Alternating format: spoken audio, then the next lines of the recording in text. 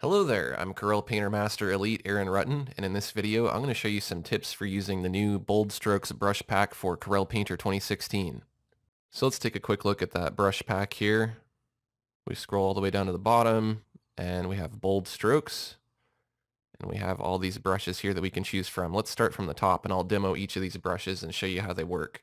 Let's start with Color Swoop. Now I'm going to make a pretty big brush here. I'm going to hold down Control and Alt on my keyboard and drag with my pen to resize my brush. I'm going to do a little test stroke here. Now this brush moves around a little bit on its own. That helps to make the line a little more organic and random. And this is using the particle brush technology. So there's little particles that follow your brush, or they don't follow it in some cases, and they move around wherever they want to go. The color I'm using is a really bright saturated color, and that tends to work really well with the color variability that's going on in this stroke. Now you can modify each of these brushes to suit your needs. There's a few things in particular that you might want to change for this brush, so let's look under the advanced brush controls, and we can hunt around through this palette. For example, we could look in the particles palette here, and we can change some different properties for this brush if we want it to move around a little bit differently. We can also go to the color variability tab, and we can control the amount of color variability. If you don't want it to be such rainbow colors like this, you can reduce the hue variability, and you can paint and it'll stay a little bit closer to the color or the hue that you're using right now. So right now I'm at this greenish color. It's only going to sway a little bit towards blue and towards yellow, but if I increase that hue amount, it's going to swing a lot more. If at any time you want to reset these brushes to their defaults, you can just click on Reset Brush up here at the top, and that'll put it back to its default state. I'm going to make my brush a little bit smaller, and let's take a look at how this looks when the brush is smaller, because almost all of these brushes change in their appearance and characteristics depending on which size they are. So you can see I'm getting a slightly different stroke here. It's a little more wavy, whereas if I make my brush really big, I get something that moves around a little bit more. Let's take a look at the next brush, and that is a dot swirl. So we'll just do a quick test with this brush. One long swooping stroke here, and you can see that it's a particle brush and it's using the dynamic speckle technology, which is really cool. And again, if you're feeling really adventurous, you can go into your advanced brush controls and you can play with the dynamic speckles to change the size and count of the speckles if you like. So for instance, I'm going to increase the size. You can see that I get bigger speckles. I can reduce the size, and I can get smaller speckles. Let's take a look at the next brush, and that is Dream Cloud. This is an interesting brush because it gives you kind of cloudy effects. This is using particles and dynamic speckles along with the glow technology. So it kind of builds up to white slowly as long as you have a saturated or a kind of dark color. If you pick something too bright, it's going to build up to white a lot more quickly compared to if you pick something that's a little bit darker, it's going to build up more slowly as you paint over the same spot. So something in this kind of medium dark range generally works best. And the brush size matters as well. If you make a bigger brush, you're going to get bigger cloudy fractal shapes. This brush tends to work better on a darker background. If you use light pressure, you get some little splattery effects. If you use very firm pen pressure, you get big chunky particles. So what you would want to do if you were going to paint a cloud is you'd want to start with kind of a medium brush and then just kind of build it up and use light pressure towards the top. And you could get something like this. You can make some really cool fantasy clouds. You could make realistic clouds if you wanted to. You could, of course, pick white, and you could use this in landscape paintings. Might even work pretty well for making snow and stars and things like that if you paint really fast with light pressure. Let's move on to the next brush, and that is drops. I'm going to go ahead and make my brush fairly large here, and I'm going to do a test stroke, and you can see it's making these little drops or these little bubbles. You can also just click with your mouse if that's easier if you want to make individual little drops, if you don't want so many. And you might notice that right now I'm getting a lot of paper texture. This isn't the most flattering paper texture for this particular brush. So I'm going to change my paper here in the papers palette, and I'm going to go to something like marbled substrate. And now you can see we get something that looks more like soap bubbles. We could try a different paper. Let's try small dots. And let's reduce the scale of that paper texture. Then we get something kind of like this, kind of a retro video game look almost. This brush is using color variability, so if you want it to vary less in color, you could reduce the hue, and then it won't change quite as much. You can control the size of the little speckles that come out by reducing your brush size, or you can enlarge it to make them bigger. And if you use lighter pressure, you can also control the size that way. Heavier pressure gives you bigger speckles, lighter pressure gives you smaller speckles. The next brush in the bold strokes category is grunge. I'm going to select kind of a dirty brownish color here. Let's do a few test strokes here. You can see grunge does what it says it's going to do. It's going to add grunge to your artwork. You could use this to make backgrounds or to add textures to things. So let's say right now maybe I'm making a background. I can pick a few different colors and just using kind of medium pressure, but I'm moving my pen rapidly and I'm moving it a lot. You can also just stamp with this brush. You can hold in one spot and you can get some different grungy patterns. You can make it really small and you can draw with it if you want to draw little streaks and drips and things like that. Now this particular brush is using particle and speckle technology and liquid ink, so it's creating a liquid ink layer. If you want to be able to blend this or work with this liquid ink layer like it's any other layer, you need to right click on that layer and choose convert to default layer. Then you'll be able to blend it as if it were just any other normal layer. If you wanted to use this brush as something more like a texture overlay, you could of course add texture like so. And then you can play with the different composite methods. Multiply might work well to make it look stained, or overlay might work well to kind of blend it with both lighter and darker colors. But you could use this over your artwork or over photographs, or just as a background for a website or some sort of layout. It's a really easy way to get texture in grunge. The next brush that we'll look at is Hot Stuff. Now Hot Stuff is going to use two colors, our main color and our additional color. So let's select our main color as a really bright orange like this. We'll click on our additional color and we'll pick a darker reddish orange color like this. Now if you're using a smaller brush, you're going to get this fire trail, which is really kind of a cool effect on its own. But if you use a bigger brush, you're going to get this blazing effect here. This tends to work better on a dark background. Depending on how much pressure you use, you can get soft flames. If you use firm pressure, you can get these cracked flames. You can get anything in between. This is a really cool brush. Now it doesn't have to be fire colored. For example, we can pick this bluish color and you can see that we can make blue fire as well.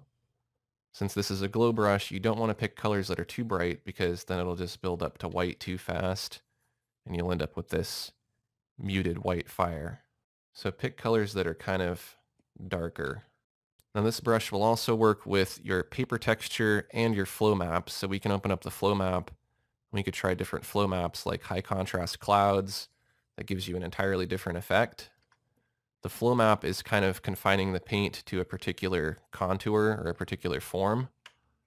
You can rotate the flow map if you want it to go in a different direction. As you can see here, now it's going vertical. Let's take a look at the next brush, which is Light Wave.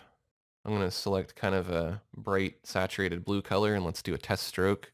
You can see you get these really nice, smooth, dynamic speckle particles. If you use light pressure, you get a thin line. If you use heavy pressure, you get a nice thick line. And the more you move your brush around, the more the particles kind of spread out. Let's try this with a different color here. It's a really nice brush. You could use this for doing streaky lights and things like that. Now it's worth mentioning that even though this brush doesn't have color variability by default, you could add color variability to any of these brushes with the color variability palette. So I can add a little bit there and it'll change. Now it's not going to change within the stroke, it's just going to change each time I pick up my pen and make another stroke. So you can see it's changing to a different color each time I paint. Let's move on to the next brush, which is Mesh Wave. Let's do a test with Mesh Wave and see what it does here. It's a pretty cool wave effect. Now, depending on which paper you have selected, you're going to get a different effect. So you might not be seeing what I have here. You'll need to select the small dots paper texture and make your paper texture kind of small. If I increase the size, you can see what this is doing here. The mesh pattern is created by the paper texture. So you don't necessarily have to use dots. You could use just about anything like this window frost watercolor paper if you wanted to.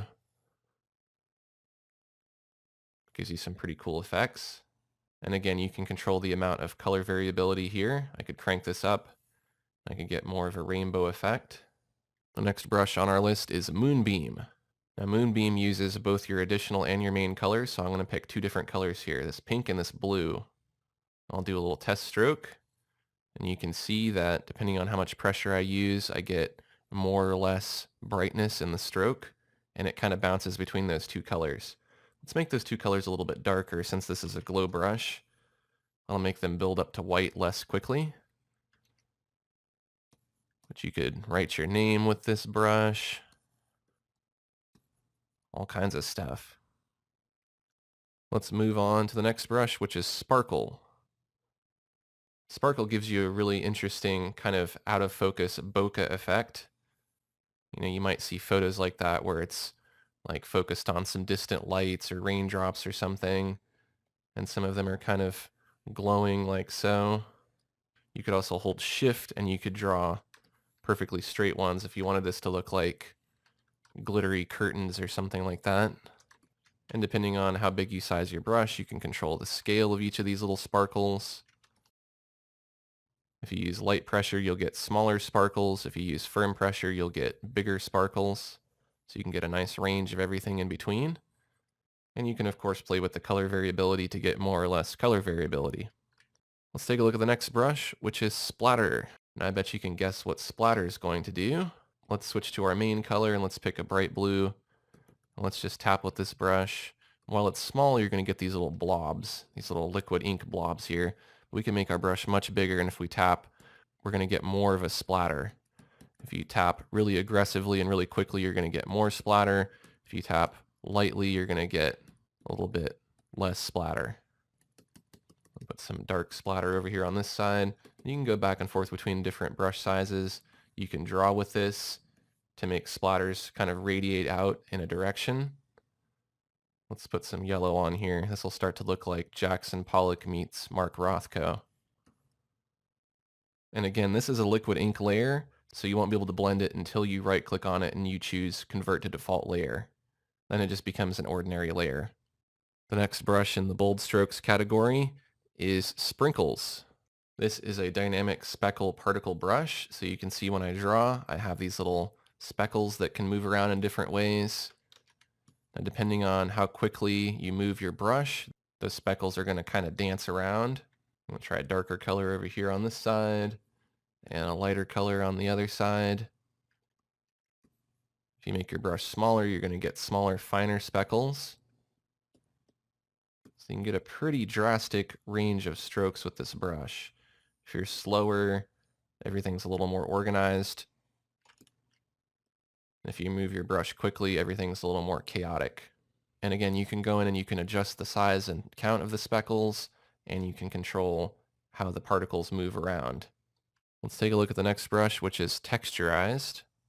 I'm going to select kind of a gray color for my main color, and then I'm going to go to my additional color, and I'm going to select white, because this brush uses two colors at once. And we can use a bigger brush, put in a little bit of texture here and there. Let's take a look at this on a non-black background. And then let's change the composite method to overlay. Now you can see we get this nice bumpy texture that we could add to anything. And we could of course also select black and put in texture this way. We could select white and put it in.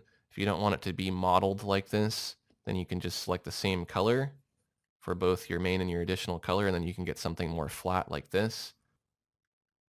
If you make your brush smaller, you can get fine little drippy lines and things. If it's bigger, you can stamp with it and you can get little diamond polygonal shapes like this if you want to create texture this way to make it look kind of cracked. The next brush that we'll look at is called Warp Speed. This brush uses your additional and your main color, so I'm going to pick red for one and purple for the other. Let's do a test stroke and see. Gives you a really cool warp speed effect. You can kind of do strokes like this, You can do spirals. You can scribble around. Might work really well to do fireworks and things like that. I'm going to change my colors to a couple different colors, and let's do a little test stroke here. Now this is a glow brush, so it looks a little weird on a light background. You would generally want to use this on a darker background, but you can also change the composite method to something like soft light, and it might blend in a little bit better. Or you could try screen, which will make it disappear on the white, but if you used it on a medium colored background, this might look more like light rather than being kind of opaque like this. And let's take a look at the final brush in the bold strokes category, and that is Wisp. So this brush might be useful for making things like smoke. I could pick kind of a light and dark gray color, and then I could make some smoke coming off of something, like so. If I use a smaller brush, I get little fine smoke trails. And I can use a bigger brush to put in much broader smoke shapes like so. Alright, so that's a quick demonstration of the Bold Strokes brush pack for Corel Painter 2016. I hope you found this information helpful. If you did, take a quick second to like this video. Thanks for watching, and I'll see you next time.